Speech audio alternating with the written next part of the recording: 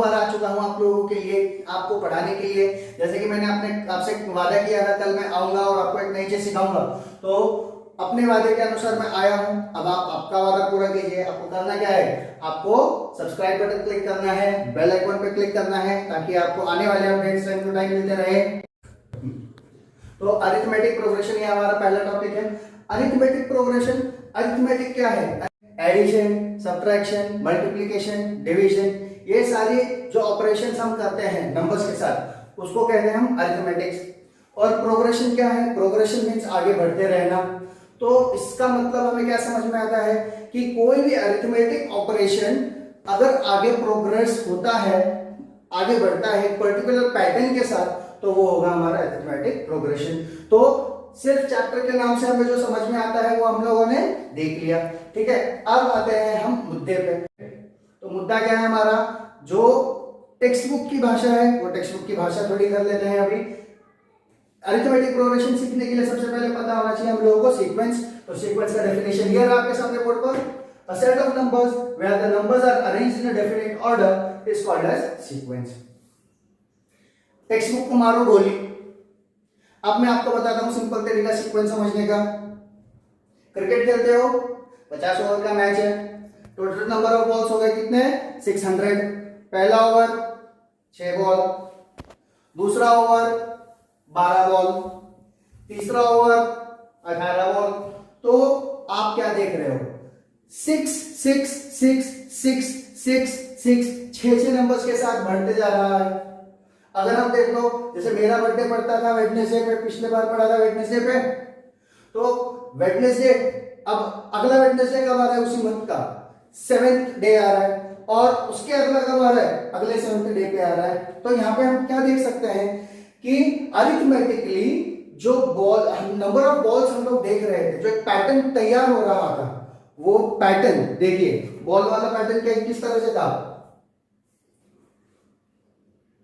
First over 6 ball, second over 12 ball, third over 18 ball, fourth over 24 ball. 6 6 6 बढ़ते जा रहा है, पैटर्न बन गया। उसी तरह तो अब हमने थोड़ी देर पहले देखा था कि अरिथमेटिक प्रोग्रेशन होता क्या है। अरिथमेटिक प्रोग्रेशन सीक्वेंसेस, कोई भी सीक्वेंस अगर एक डेफिनेट पैटर्न से प्रोग्रेस हो रहा है, आगे बढ़ रहा है, तो उस पैटर्न को हम अरिथमेटिक प्रोग्रेशन बोलते हैं, जो कि हम लोगों ने पिछले डेफिनेशंस में देखा। तो डेफिनेशंस मैंने आपको एक्सप्लेन करने की कोशिश की थी। अब हम यहाँ पे कुछ एग्जांपल्स ले लेते हैं, जिसमें हम देखेंगे कि जो हमने पढ़ा है उसका इम्प्लीकेशन किस तरह से होता है, ठीक है। तो फर्स्ट एग्जांपल है हमारा, जिसमें हमको बताना है कि जो दिए गए सीक्वेंस है वो अरिथमेटिक प्रोग्रेशन में है या नहीं है। अगर है तो अगले 2 टर्म्स भी हम लोगों को उसके फाइंड करने हैं। तो पहला टर्म देखिए, पहला क्वेश्चन, पहला सीक्वेंस है हमारा 5 12 19 and 26।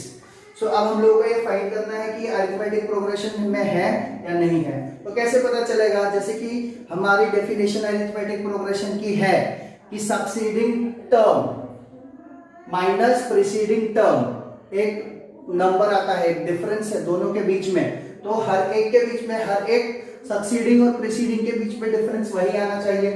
So first term T, इसको हम लोग लिख लेते हैं T1, इसको लिख लेते हैं T2, इसको लिख लेते हैं T3, इसको लिख लेते हैं T4, ठीक है।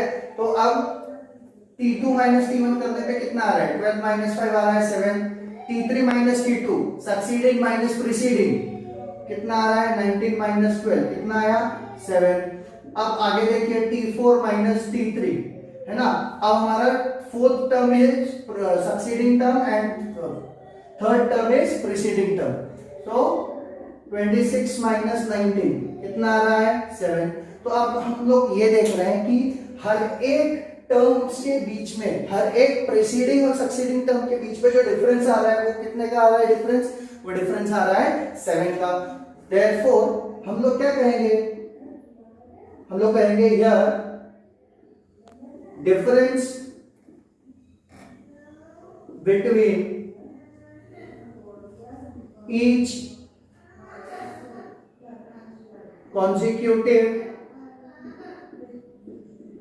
terms is constant and is 7 is constant, इतना भी अगर हम लिख देते हैं it's fine. Therefore given sequence is an AP, is in AP. क्योंकि ये जो टर्म्स है उनके बीच में जो डिफरेंस है वो कांस्टेंट है, इसलिए हम उसको 80 बोलेंगे। अब हमने ये तो प्रूव कर दिया कि जो गिवन सीक्वेंस है वो 80 में है, अरिथमेटिक प्रोग्रेशन में है। अगर अरिथमेटिक प्रोग्रेशन में है तो नेक्स्ट टर्म क्या आना चाहिए हम लोगों का, अब वो देखते हैं। हमारे पास क्या फोर्थ टर्म तक था, तो फिफ्थ टर्म T5 क्या आना चाहिए हम लोगों का, T4 प्लस डिफरेंस कितना है हमारा, डिफरेंस 7 का है, प्लस 7 कितना आ गया 26 प्लस 7 is 33। अब नेक्स्ट, अब T6 फाइंड करना है हम लोग, सिक्स्थ टर्म फाइंड करना है, तो क्या आएगा fifth term plus common difference यानी कि 7, तो 33 प्लस 7, 33 प्लस 7 कितना हो जाएगा 40। तो इस तरह से हम लोगों ने अगले दो टर्म भी फाइंड किए। अभी हम अगला एग्जांपल स्टार्ट करते हैं। 2 -2 -6 -10। तो पिछले टर्म की तरह अब हम पिछले प्रॉब्लम की तरह अब इसमें हम लोग नंबर लिख देते हैं। फर्स्ट टर्म है हमारा 2, सेकेंड टर्म है हमारा -2, थर्ड टर्म है हमारा -6 एंड फोर्थ टर्म है हमारा -10। ठीक है, तो अब हम क्या करेंगे, सेकेंड टर्म T2 - T1 यानी कि -2 सब्ट्रैक्टेड बाय -2 कितना हो गया -4। Third term minus second term -6 minus of -2 कितना हो जाएगा -6 प्लस 2 -4। T4 यानी fourth term minus third term -10 minus of -6 -10 plus 6 कितना आ रहा है -4। अगेन हम लोग यहाँ पे क्या देख रहे हैं कि हर एक कॉन्सिक्यूटिव टर्म के बीच में का जो डिफरेंस है इट इज ऑफ -4। तो अगेन हम लोग ये बोल सकते हैं कि जो सीक्वेंस हमको दिया गया है वो अरिथमेटिक प्रोग्रेशन में है। यह डिफरेंस यहाँ पे हर एक टर्म के बीच में जो डिफरेंस आ रहा है वो -4 का है, यानी ये कांस्टेंट है। तो हम लोग ये स्टेटमेंट लिखेंगे the difference between each consecutive term is constant, therefore the given sequence is in AP. अभी गिवन सीक्वेंस एपी में है, अरिथमेटिक प्रोग्रेशन में, तो हमको अगला दो टर्म्स फाइंड करने हैं as per the question. 1 2 3 4 four terms दिए हैं, फिफ्थ टर्म फाइंड करेंगे।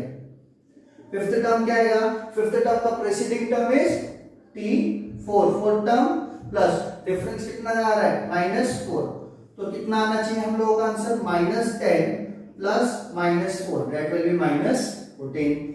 और नेक्स्ट T6 फाइंड करना है हम लोगों को, यानी सिक्स्थ टर्म फाइंड करना है, तो सिक्स्थ टर्म का preceding term is fifth term यानी कि T5 plus -4, so that is equals to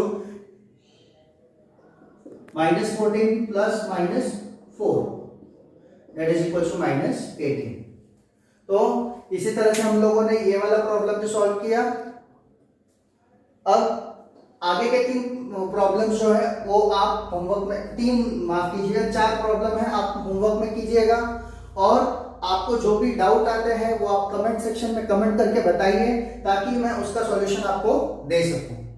आगे का टॉपिक जो होगा हम लोगों का हम अगली वीडियो में करेंगे।